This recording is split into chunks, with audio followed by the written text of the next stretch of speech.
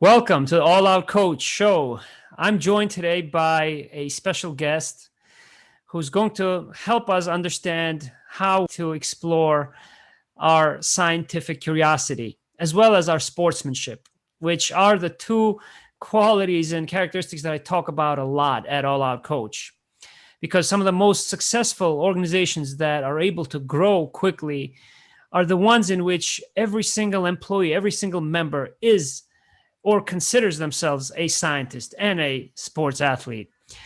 Today, my guest is the director of the Bladder Cancer program at the renowned Dana Farber Cancer Institute. He's also on the faculty of Harvard Medical School. He's on the Genitourinary Steering Committee of the Southwest Oncology Group, as well as the National Cancer Institute's Bladder Cancer Task Force. And I've had the fortune of knowing him for a few years. And what struck me in the first meeting, in addition to all his accolades and accomplishments and his cutting edge research, was his compassion and his generosity, which I admire in a physician, and which I think is instrumental in every physician, particularly in that physician-patient relationship. So I'm very glad and truly honored to have you be my guest today, Dr. Sonpavde, Guru Sonpavde, everyone. Welcome to All Out Coach, Guru. Thanks, Tim, for the invitation and the kind words. I'm glad to be engaged with you on this program. Great. What were some of the episodes, or who were some of the people that helped you determine your career path and helped you manifest how you became the director of the Bladder Cancer program at Dana Farber? Back when I was in medical school back in India, where I did my medical school in a medical school called the CMC, Christian Medical College, Vellore, there was a big influence of one of the people who taught me there. And he inspired me, I think, to go into the line of oncology and cancer treatment as a career. After I finished medical school, I came to the US and pursued my career in internal medicine, followed by oncology. And then from oncology, how I got into urologic oncology is, again, a little bit of the influence of the environment. I trained in Indiana University for my oncology fellowship, and there was a big urologic oncology influence. So I guess I felt just a little more comfortable doing urologic oncology. There also seemed to be more of a need for urologic oncology researchers. So that's kind of how I got into urologic oncology. I see. Were there particular coaches or mentors you had that you would like to recognize? I think that is easy for me to say that at Indiana University, there was a big impact of Larry Einhorn, who is, of course, world-renowned for management of testicular cancer, which he developed with his cisplatin-based chemotherapy regimens, which he developed in a very rational manner. So I think that was a big impact. And I've had many mentors, honestly, during my entire career. In addition to that, I've had other people, Nick Vogelsang, Joachim Belmont. There are other people who have inspired me. Tony Choueiri, who is the chief here at Dana Farber of GU Oncology. I wanted to highlight the impressions that I had during our first introduction when a colleague of mine who had known you for many years had introduced me. You and I sat down for lunch the very first time we spoke, and you highlighted very quickly, within a brief period of time, all the amazing emerging research and treatments in this area of bladder cancer, in which for some decades there hadn't been any novel treatments.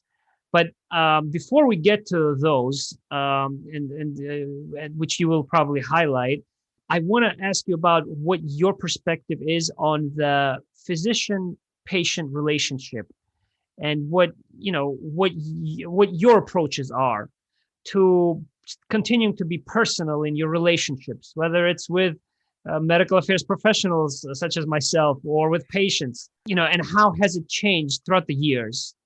Yeah, I think in terms of my own approach, I think it's actually not changed a lot. It's been a lot of shared decision making. We discuss all the options with our patients.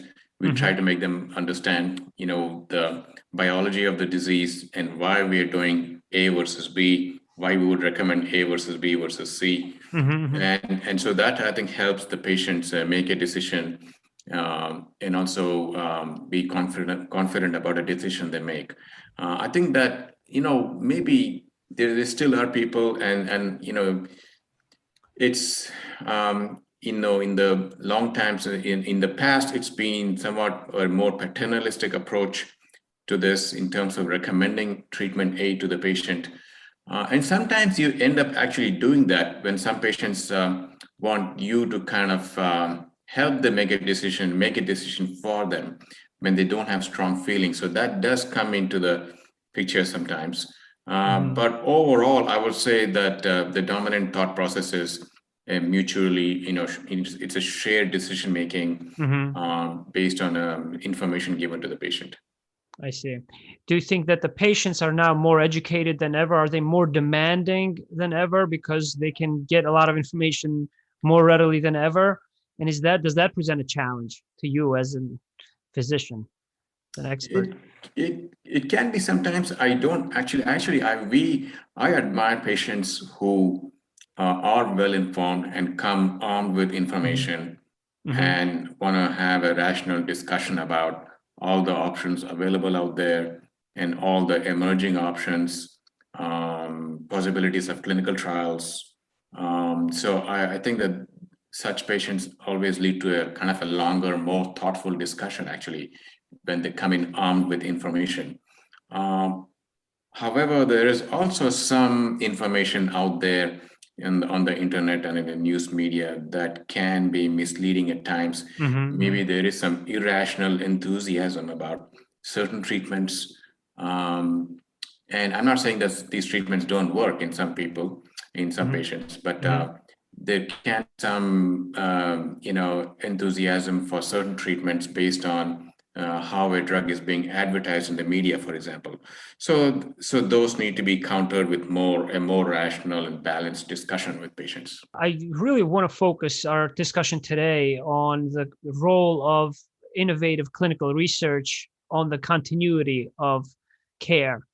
Because as a pharmacist myself, I always observed, how it is that patients changed their physicians, how they went from one hospital to another, how they changed insurance plans, and how the healthcare system either placed them at an advantage or at a disadvantage in terms of the continuity of care that they receive. How can you help patients get access to a lot of the new novel treatments that they have that I know you research, and to make sure that they actually are involved in the best trials for them, and then afterwards receive those treatments? That's a great question, Tim. And we always try to bring the most cutting edge trials to patients, the exciting, promising drugs out there that we would like to make them available to patients. We try to bring these to patients. It's not always possible to bring every exciting drug to a patient at a specific institution. So it's because of the the issue of competing trials out there. So we can't have, for example, 3 trials for the same patient population in one institution. So sometimes it does turn out that patients have to go to other institutions seeking the best trial that's the best fit for them. But having said that, we do try to get the most exciting drugs to our patients at our institution. In terms of patients seeking, second opinions and going to other programs, that happens, and we accept that as it's just like you and I, when we want to buy a car, we may go, try out 4 or 5 different cars before we pick one. So it's kind of like that. So it's all part of the process of patients seeing where they find the best management for them. There is sometimes a patient-doctor connect that patients and doctors mutually feel with certain people and maybe not with others. There's always, a certain match that works sometimes. So I think that it's reasonable for patients to, of course, seek what they think is best for them. I imagine you have many memorable stories of how you have transformed the lives of patients with the cutting edge research that you do. Are there some that you can share in terms of the effect of some of these treatments on the patients, as many of them may be listening and maybe considering Dana Farber? Yeah, I think that there are some stories for sure, like, I could share with you. Maybe one that sticks out is a patient that really we thought was terminal, had progressed through 3 different types of treatment for metastatic bladder cancer. Uh-huh. And we offered an immunotherapy trial that was combining, a novel immunotherapy drug with an existing immunotherapy drug. And really, the chances of a great response are actually low in a phase 1 trial, which this was. Phase 1 trials are testing brand new drugs, first time in human beings. So in kind of trials like that, there's always the promise, but there is not a response rate that we can quote to patients that the patients can expect. So this patient just sticks out for me because we really thought this patient was not going to make it beyond a few weeks or a few months. But the patient, I'm happy to tell you, after having been on this trial, is still alive and in a complete remission 2 years out, believe it or not. Yeah. So, we do change the lives of patients with some of these exciting novel agents. However, I don't want to again create an irrational enthusiasm for a specific drug, and I don't want to mention the drug exactly that we use in this patient. But I suffice it to say that I think clinical trials are a great way to go because in most patients, the current treatments don't cure them. So trials looking at promising new drugs, new combinations really are a great way to go. Yeah. The healthcare system, the way it's designed currently, all the stakeholders, do you think that it gives clinicians enough opportunities or enough time in order to ask the right questions, in order to really investigate the root causes of particular symptoms or the history of patients? Because that's something that patients, I know I hear that from a lot of patients that, and I'm coming back, I guess, to that patient-doctor relationship, but I want to ask what your opinion is on in terms of the day-to-day restrictions that physicians may feel or obligations, where if they're not, let's say, in an academic center, if they're in the community somewhere and they have to see, let's say, I don't know, 15, 20 patients or many more patients a day, do they prioritize or are they conditioned to, or in order to investigate, the best course of treatment for that patient? Yeah, that's a great question, Tim. I have been in practice around 20 years now. So for the first 10 years of my career, we really did not have the electronic medical record system. And for the next 10 years, I did have the electronic medical record system. And I can tell you that there are pros and cons of the EMR system. And one of the things that is a negative is that when we're talking to the patient, it just takes a lot longer to enter data into the EMR.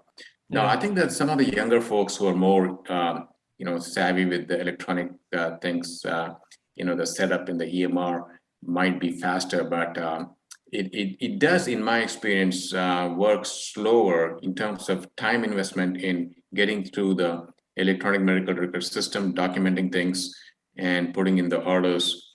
It takes a whole lot longer than it used to. And one of the things that I hope will develop is some kind of AI system that can capture the conversation between the doctor and the patient in the room and and transcribe that and into the EMR. I think that would be a great advance, and I know there are people working on it in the high-tech arena, and I hope that happens sooner than later. I see. Because honestly, the EMR system, in terms of the time it takes, it does tend to be a little bit of a barrier between the patient and physician in terms of the interaction. So because there's just so many hours in a day. So I think that would be a big benefit of having a system where the conversation is captured and transcribed into not only the note, but also captured into the ordering system, into the EMR. That would be a great benefit. Yeah.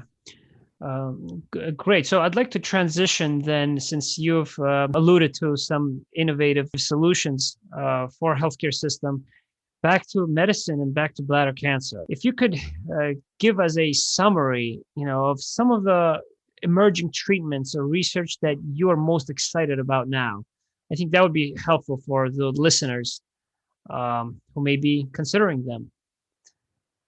Yeah, thanks, Tim. So as you know, my area is bladder cancer research. I'm a medical oncologist.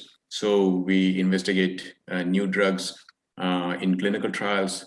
And we also study the tumor tissue to study new therapeutic targets in translational research. So in terms of clinical trials, there's been a lot of movement in terms of agents out there. We've always had platinum-based chemotherapy for 20, 30 years and longer. Of course, we now have immunotherapy with immune checkpoint inhibitors, as we call them. These drugs unleash the T cells, the immune cells of the body to fight the cancer. There's a PD-1, PD-L1 inhibitors that are out there for treating patients who are progressing post-platinum-based chemotherapy. And a couple of them are also approved in the first-line setting for metastatic disease. If you have a high PD-L1 protein level, or if you're not eligible for chemo, then you can do these drugs as first line. We now also have the advent of drugs called antibody drug conjugates, which are essentially a smart way of giving chemotherapy. So these are targeting certain proteins on the cancer cell, and these antibodies are conjugated with a strong chemotherapy. So that's why they're called antibody drug conjugates. So it's a smart way of delivering strong chemotherapy to the cancer cell in a more specific manner. So you have less toxicities of free-floating chemotherapy in the blood. So there's a couple of drugs out there now, enfortumab vedotin, sacituzumab, govitecan. So two drugs that are in this ADC, antibody drug conjugate class. There's also the targeted drug called erdafitinib, which is an FGFR inhibitor. Right. It only works in around 20% of patients who have a mutation in the FGFR3 or 2 gene in the cancer cell. So again, all of these drugs have provided an advance, help people live longer, but they're not going to cure patients, at least not cure most patients. You think maybe a small minority of patients might be cured with immunotherapy, but we don't know that for sure. We still need some longer follow-up. Now what's going on is exciting trials of other new immunotherapy drugs or combinations of these drugs. For example, combining enfortumab vedotin, the antibody drug conjugate, with an immunotherapy drug looks very promising in early studies. So that's being looked at. Also combining two immunotherapy drugs like nivolumab and ipilimumab looks promising preliminarily. So that's being looked at in a big phase 3 trial. So I think that the results of these future trial data that will come out from these trials might change the standard of care once again. Great. Are there any particular new areas that are of research that you feel are untapped yet? Or I can rephrase that question to, do you feel that the research in bladder cancer that's funded and that's most prioritized actually addresses those that are in most need for new treatments? Or do you think there are other areas? I think there are other areas. So the key really is, I don't think we still understand fully the biology of bladder cancer. And that's why we've been unable to cure most patients.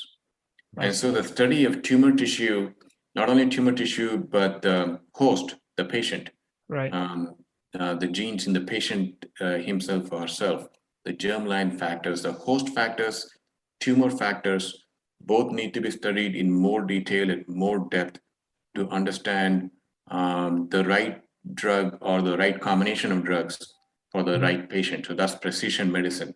So there's a lot that needs to be done with precision medicine. We still don't know the optimum patient that will benefit from cisplatin chemotherapy. We actually don't have a great way of saying who's going to benefit the most from immunotherapy. And even more importantly, we don't know a way of saying the group of patients that will not benefit at all from immunotherapy or chemotherapy, because those are the patients who really have the greatest need for a new drug. And so we really need to try to identify biomarkers, not just that predict response, but that predict progression, like very resistant disease, so we can really focus on them with brand new drugs. I see. And some of these new modified approaches may require combination treatments in order to help maximize the effect or the benefit of another class of medications. That's Right? right. Yeah. That's right. That's right. We don't think that a single drug is going to be able to cure patients. Occasionally, we might get lucky, like single immunotherapy drug, like a PD-1 inhibitor, might cure some patients. We still need to wait for longer follow-up. We have seen durable complete remissions, which might be cures in some patients. But for the vast majority, this is a heterogeneous disease. It's driven by various pathways and various molecules. So likely that we will need combinations to cure most patients.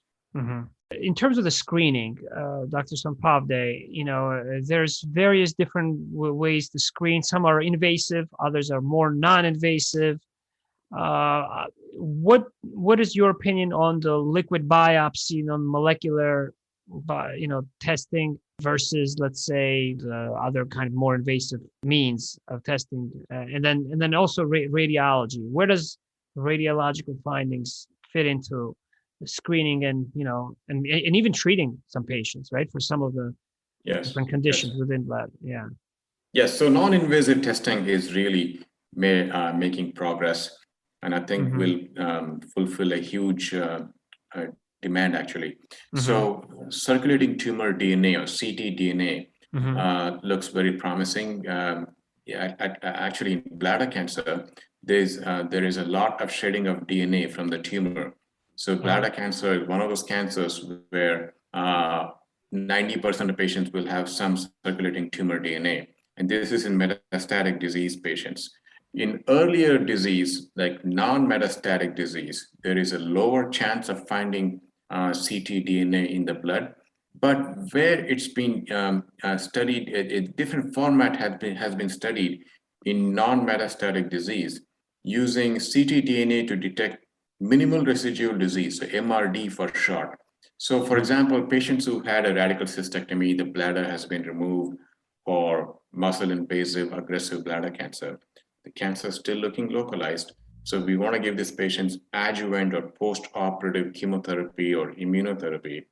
But do we really know the patients? Can we detect patients who are destined to relapse versus the patients who don't have any microscopic disease elsewhere and are not going to relapse? So now we might be getting closer to that goal, because one study that looked at it and showed that ctDNA, the presence of ctDNA predicted recurrence quite well, actually, and in those patients, adjuvant immunotherapy seemed to improve outcomes in this trial. So this was a retrospective analysis, so this is still being looked at prospectively. But so far, it looks promising that minimal residual molecular evidence of disease could be detected using ctDNA. So there's two ways of ctDNA being helpful. One, to see the alterations in the tumor using ctDNA profiling from blood.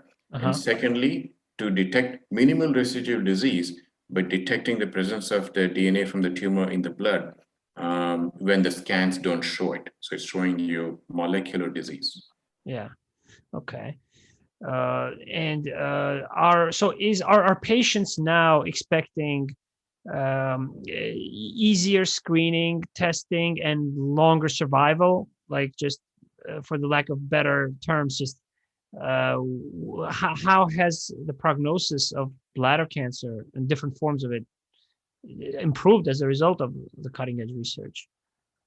So ctDNA profiling is still in its infancy. And I think you also asked about scans. So in terms of scans, we still don't have perfect way of telling telling the true extent of the cancer in the bladder, in terms of how deep the cancer is.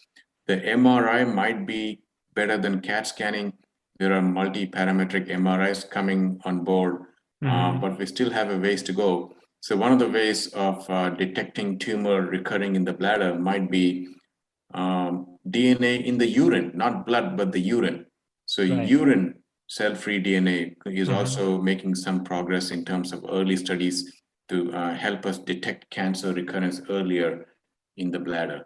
So I think that with the combination of this molecular DNA studies using non-invasive urine or blood samples, and the combination with the better scanning, MRI, and maybe other better technologies that might come on board, I think we should be able to get much better at staging bladder cancer. Great. So that's very promising to hear. Do you currently spend most of your time in research, or do you also see patients clinically as well? It's a 50-50 mix, Tim. So I spend half my time in the clinic seeing patients, and of course, we offer clinical trials to patients in the clinic. The other half is spent with research work, writing grants or writing concepts to study tumor tissue. We have grants to study tumor tissue from metastatic bladder cancer patients. Most of the molecular, DNA analysis of these tumors has been done in patients before they were treated, not after. So we are really keen on analyzing tumor tissue, cancer cells, after progression, after all these previous treatments like platinum-based chemotherapy or immunotherapy and photomap. So after all these drugs, the tumor might change its character, might have different molecules driving it. So we really wanted to study that. So we really focus right now on studying the mechanisms of resistance to treatment by specifically studying tumor tissue that was harvested on a biopsy after progression on all these treatments. Okay. And the recurrence rate is quite high in bladder cancer, right? So that presents an important challenge as well, right? That's right. So muscle invasive bladder cancer, even after you take the bladder out, do a radical cystectomy, about half the time it does recur. And metastatic bladder cancer, once it's spread on the scans, radiologically spread, that's usually not curable. Rarely it is in a proportion of patients.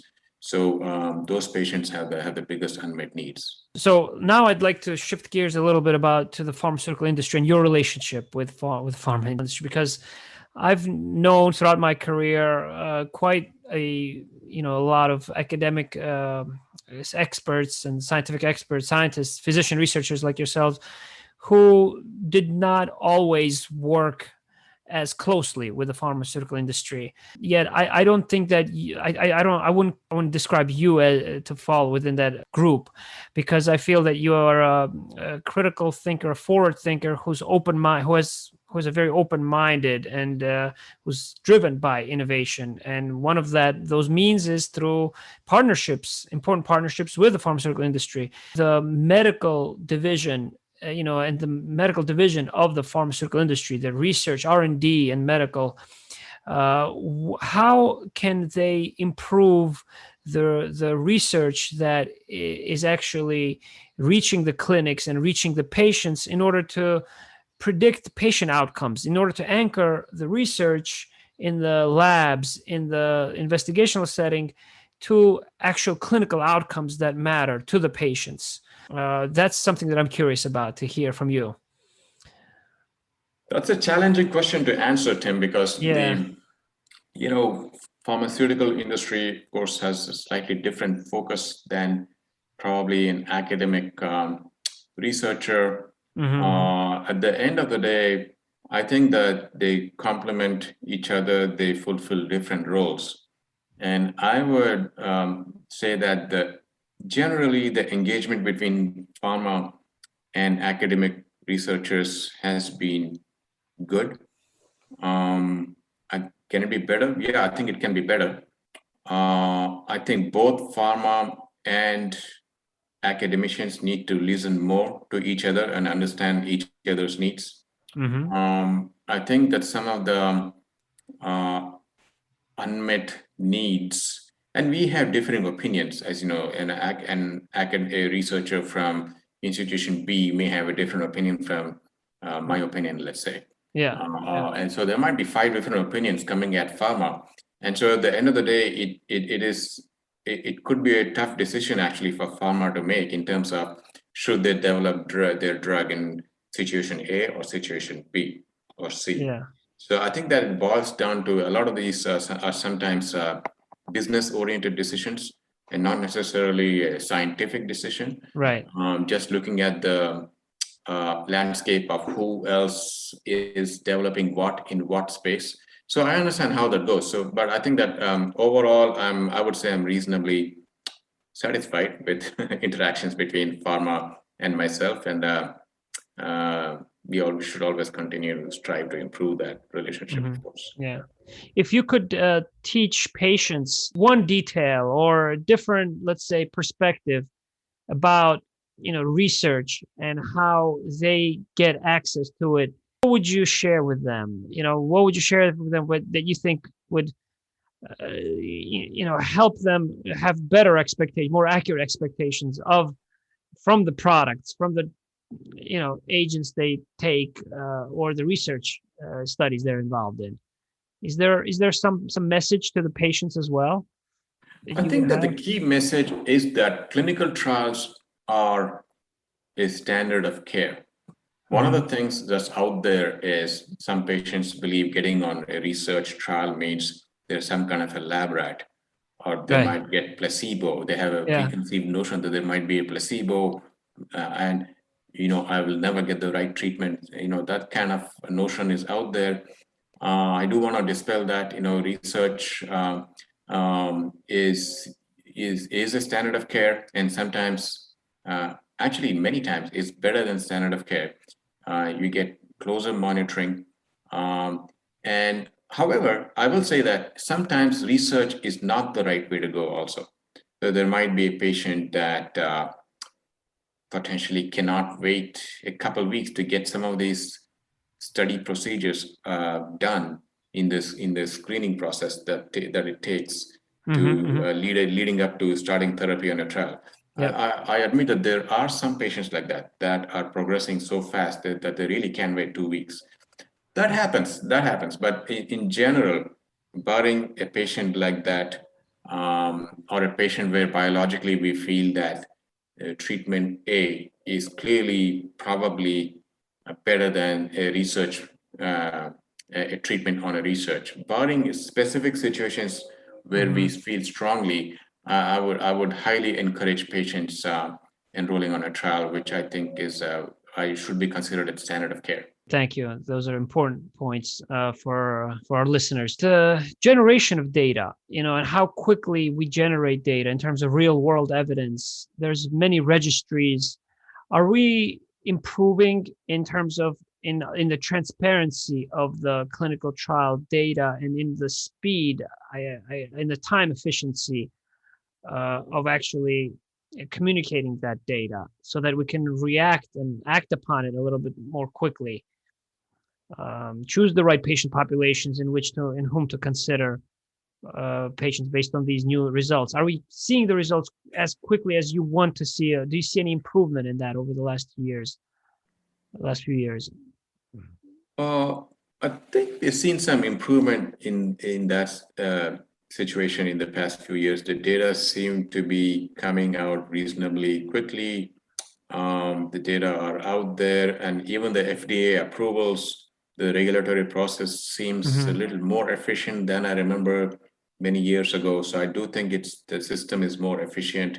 One thing I probably should have mentioned, but I'll mention it now, is one of the things that is about these trials is that trials provide a data set to analyze and mine retrospectively for nuggets of data that are missed in the initial presentation. And sometimes it is that you have to combine multiple trials, which may have been conducted by different companies, to generate these hypothesis-generating data or new discoveries. So that's where I think industry, I see, is hesitant to collaborate with other company. Pharma is not collaborating as well with each other, I would say, in terms of combining data, or even analyzing retrospectively more aggressively. I think that's where we could make more progress in terms of collaborating between pharma companies. And I don't see that happening as much as I'd like it to. And that would be, I think, I agree with that would that. help us make more advances even faster. Yeah, very important point that I agree with wholeheartedly, Dr. Sonpavde. Although I do see some of the companies starting to make some, headway in that direction. I heard of a new initiative that Boehringer Ingelheim had started a few years ago, where they invested their staff, their time into an initiative that trained other pharmaceutical companies on conducting clinical trials. And I think it was a win-win approach from their standpoint, and they launched this initiative via social media, out of all places, via LinkedIn Live, and it had thousands of people who attended. I was one of them, but the initiative was memorable. It sticks out in my mind because it, I think, takes advantage of all of that research and all those new promising agents, and making sure that the studies are conducted in the best quality way, because a lot of these smaller companies then are merge together, or they're acquired by larger companies. So it only serves to the benefit of those larger companies, and like Boehringer Ingelheim or like others, in order to to improve the quality of research, period. So I could not agree with you more on that. Well, thank you very much, Dr. Sonpavde, for sharing your perspectives. Is there one new area of research or one agent, let's say, that you're working on now, or that you would like to share with others? Well, one interesting avenue of research I've been focused on, in addition to testing new drugs and resistance mechanisms, I'm also interested in repurposing drugs that are used for other conditions. For example, a drug used for diabetes, metformin, has looked interesting. I specifically, in my case, I have been interested in developing angiotensin converting enzyme inhibitors, angiotensin pathway inhibitors like ACE inhibitors or angiotensin receptor blockers. There is a lot. They're used for blood pressure, right? Exactly, right. They used to treat blood pressure. And so there is a lot of data that Dr. Rakesh Jain at Massachusetts General Hospital has generated with showing how these drugs can increase perfusion to tumors, improving drug delivery and reducing interstitial pressure, and also enhancing the immune state in the microenvironment. So we have some very interesting data, and we are trying to develop these in the clinic, because one of the advantages of a drug like this is these drugs are widely available globally, they're cheap. So drugs like this can sometimes have a more global and wide impact than a new drug coming out of the lab, which tends to be very expensive for most of the world. So we're really keen on developing this avenue of repurposing drugs in general, and right now specifically the angiotensin inhibitors. Great. Well, I wish you lots of luck with that, and I thank you on behalf of the healthcare professional community and the patients as well for all of the amazing work that you're doing. So thank you very much, and I look forward to the next time we speak. Thank you, Tim. I look forward to it.